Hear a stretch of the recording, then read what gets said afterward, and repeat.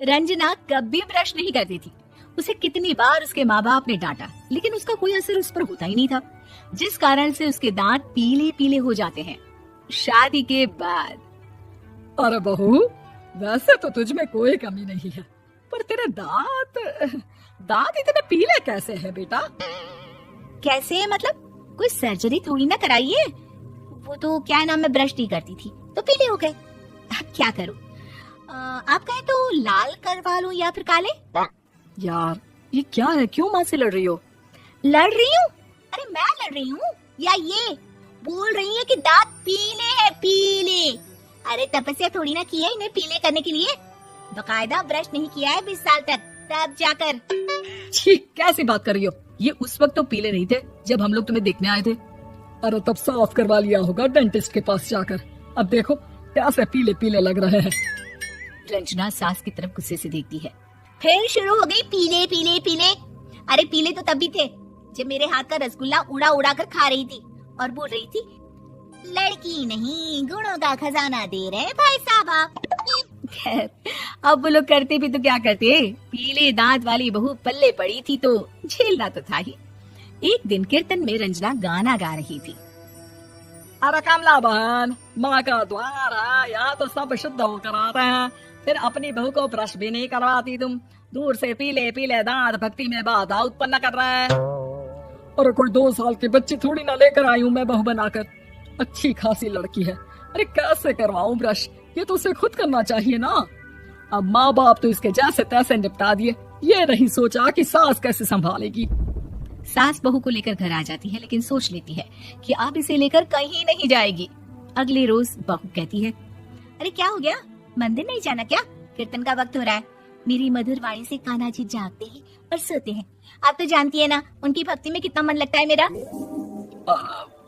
वो क्या है ना, तबीयत ठीक नहीं लग रही है मेरी, आराम करूंगी मैं। तबीयत ठीक नहीं लग रही? अभी तो मिथुन के गाने पर नाच रही थी आप, और आप बोल रही है कि तबीयत ठीक नहीं लग रही। अरे भक्ति में मन लगा लो सासू माँ, ऊपर जाना है, क्या मुंह दिखाओगी आप? हाँ? सास को बहू की बात पर गुस्सा आ जाता है। मैं क्या मुंह दिखाऊंगी, इसकी चिंता तो ना कर, समझी? अपने मुंह की चिंता कर, जो ये पीले पीले दांत लेकर हर जगह पहुंच जाती है। पता है लोग कितना मजाक बनाते हैं। ना जी ना, मैं नहीं जाना कहीं तेरे साथ। तो ये बात है। कोई ना, मत जाओ, मैं अपने कमरे में ही बैठकर भक्ति कर लूंगी।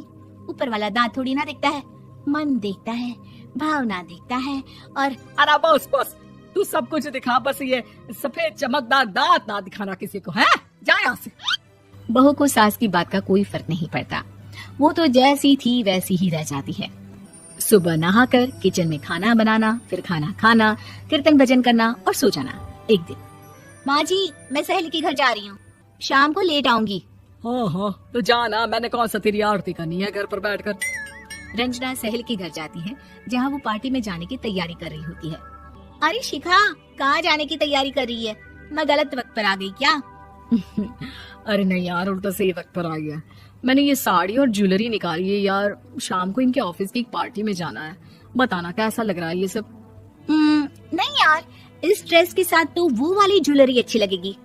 हाँ हाँ सही बोल रही है, मैंने ध्यान ही नहीं दिया। वैसे तो हमेशा से मस्त फैशन सेंस रखती है। तो बड़ा जाती होगी ना पति के साथ पार्टी में।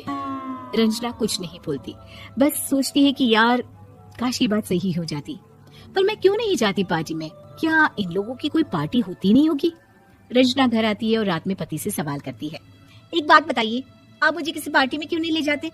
क्या आपके यहाँ ऑफिस में पार्टी नहीं होती? पति बेचारा क्या कहता कि दांत पीले हैं तुम्हारे इसलिए।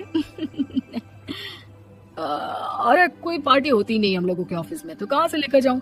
और मार्केट, मॉल, कहीं वीकेंड घूमना, कहीं तो। अरे यार सारे हफ्ते में एक छुट्टी मिलती है, तो सोचता हूँ कि आराम ही कर लूं। क्यों?